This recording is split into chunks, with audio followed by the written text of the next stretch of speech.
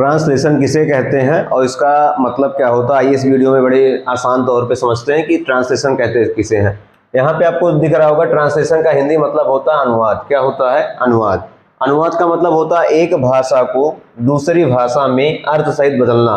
एक भाषा को दूसरी भाषा में अर्थ सहित बदलना ट्रांसलेशन कहलाता है, या अनुवाद करना हम कह सकते हैं। A language change to another language without change their meaning, we can say that this is a process of translation। Okay, अब यहाँ पे लिखा गया है एक सेंटेंस, मैं गीत गा रहा हूँ। ये आपका अच्छा ऐसे भी समझ लीजिए, एक सिंपल सा यहाँ पे लिख देते हैं।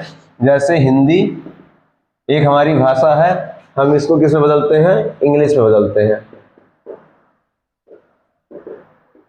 और इंग्लिश को हम किस में बदल सकते हैं? हिंदी में। ऐसा नहीं केवल दो ही लैंग्वेज हो सकते हैं, हिंदी और इंग्लिश। यहाँ पे बहुत सारे लैंग्वेज हो सकते हैं, जैसे आपका उर्दू को इंग्लिश में बदलना, इंग्लिश को उर्दू में बदलना, या तमिल को इंग्लिश में बदलना, मतलब बहुत सारे लैंग्वेज होते हैं। तो आपको ये समझना है कि हमारे जो भी लैंग्वेज होंगे उनको एक भाषा से दूसरी भाषा में बदलें, और बदलते समय ये स्पष्ट होना चाहिए कि जो उसका अर्थ हो पूरा सही निकल रहा हो, उसके अर्थ में कोई बदलाव ना हो रहा हो। अब बात करते हैं कि कुछ उदाहरण के माध्यम से, एग्जाम्पल के माध्यम से इसको समझते हैं। यहाँ पे लिखा गया मैं एक गीत गा रहा हूँ। चलिए ठीक है, मैं एक गीत गा रहा हूँ। तो हमने एक बार ऐसे क्लास में बच्चों से पूछा कि भाई कितने लोगों को अंग्रेजी आती है, कितने लोग मतलब वाक्य को हिंदी से अंग्रेजी में बदल लेते हैं।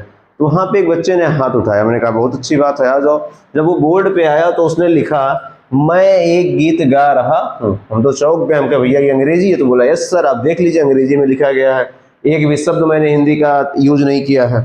मैंने कहा तो बहुत अच्छी बात है, लेकिन उसको मैंने समझाया। फिर देखो, अगर जो कोई ऐसे समझ सकते हैं बहुत नॉर्मली से, मान के चलिए कोई फॉरेनर हो, कौन हो? फॉरेनर, जिसको हिंदी बिल्कुल ना आती हो, वो अंग्रेजी में सब बात करता हो, तो वो इस चीज़ को पढ़ तो लेगा, उच्चारण कर लेगा, प्रोनाउंसिएट बहुत आसानी से कर लेगा, ठीक है, प्रोनाउंसिएशन इसका वो करेगा, लेकिन उसको स्पष्ट नहीं होगा कि इसका अर्थ क्या है। अर्थ को स्पष्ट करने के लिए ये इतना पर्याप्त नहीं है। इसको हम नहीं बोल सकते कि हिंदी से अंग्रेजी में ट्रांसलेट किया गया है। तब इसका जो रियल ट्रांसलेशन होगा हिंदी टू इंग्लिश, वो होगा I am singing a song. जब आप किसी व्यक्ति से जिसको अंग्रेजी आती हो, हिंदी ना आती हो, जब आप बोलेंगे I am singing a song, तब उसे अर्थ स्पष्ट होगा, तब वो समझ जाएगा कि आप कहना क्या चाहते हैं।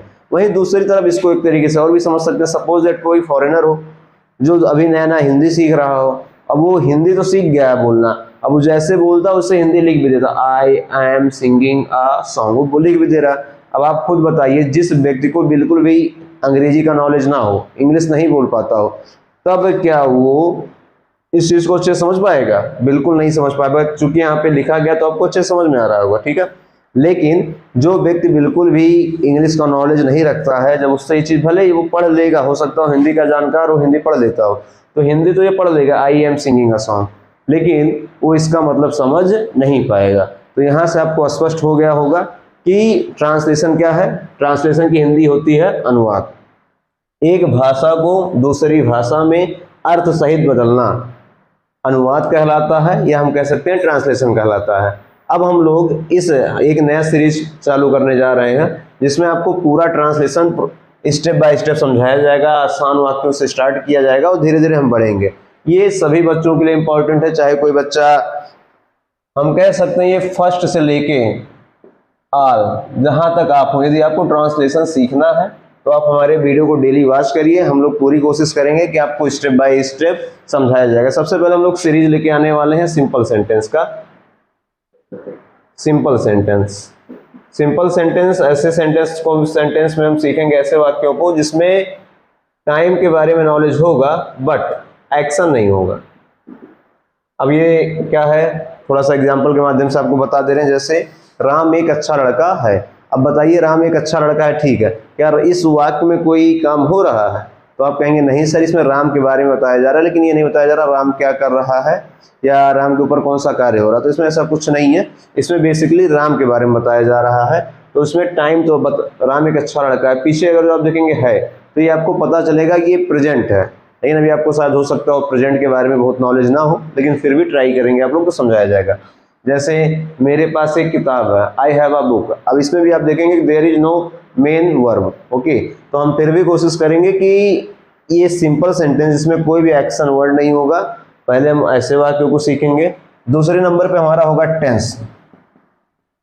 टेंस, आप लोगों ने टेंस का नाम सुना होगा, कि टेंस मुख्य रूप से 3 प्रकार के होते हैं, प्रेजेंट, पास्ट, फ्यूचर। तो हम उसके बारे में पूरा ये स्टेप बाय स्टेप, उसमें मुख्य रूप से 3 होते हैं आपके, प्रेजेंट, पास्ट, फ्यूचर, और उन सबके 4 सब टाइप होते हैं, indefinite, continuous, perfect, perfect continuous. हम उसके बारे में नॉलेज गेन करेंगे और इसका पूरा चार्ट से पढ़ेंगे, सेंटेंस स्ट्रक्चर पढ़ने वाले, मतलब सब कुछ A to Z जितना भी इसमें होता है सब पढ़ाएंगे आपको। फिर होता है मॉडल्स। अब मॉडल्स के बारे में हम लोग पढ़ेंगे। इसके बाद ये इतना मिला के, फिर सबको मिला के हम मिक्स पैराग्राफ करेंगे, जिससे आपको ट्रांसलेशन अच्छे से आ जाए। और जब आप ट्रांसलेशन अच्छे से सीख जाएंगे, जो हमारी नई सीरीज आएगी वो वॉइस की आएगी, नरेशन की आएगी, पंक्चुएशन की आएगी। इस तरीके से हम लोग पूरा ग्रामर कवर करेंगे। यदि आपको यह वीडियो अच्छे से समझ में आया हो, यदि आप हमारे साथ जुड़ना चाहते हैं कि आपको अच्छे से ट्रांसलेशन करना आ जाए, तो हमारे चैनल अविरल स्टडी पॉइंट 99 को तुरंत लाइक, सब्सक्राइब कर दें और अपने दोस्तों के साथ इसको शेयर करना बिल्कुल भी ना भूलें, जिससे वो भी आपका पार्ट बन सके और आप लोग ग्रुप डिस्कशन में एक दूसरे से पूछ, ऐसे मान के चलिए कि हम आपको आज प्रेजेंट इंडेफिनिट टेंस आपको पढ़ाए। जब प्रेजेंट इंडेफिनिट टेंस पढ़ाया जाएगा तो उसके जो भी सेंटेंस आप खुद बनाएंगे, आपस में एक दूसरे से डिस्कस करिएगा। डिस्कस करने के बाद उसको पूछिएगा। तो डेली, डे बाय डे आप लोग देखेंगे कि बहुत ज़्यादा इंप्रूवमेंट आपके अंदर आएगा और एक दिन ऐसा आएगा कि आप अंग्रेजी बोलना सीख जाएंगे।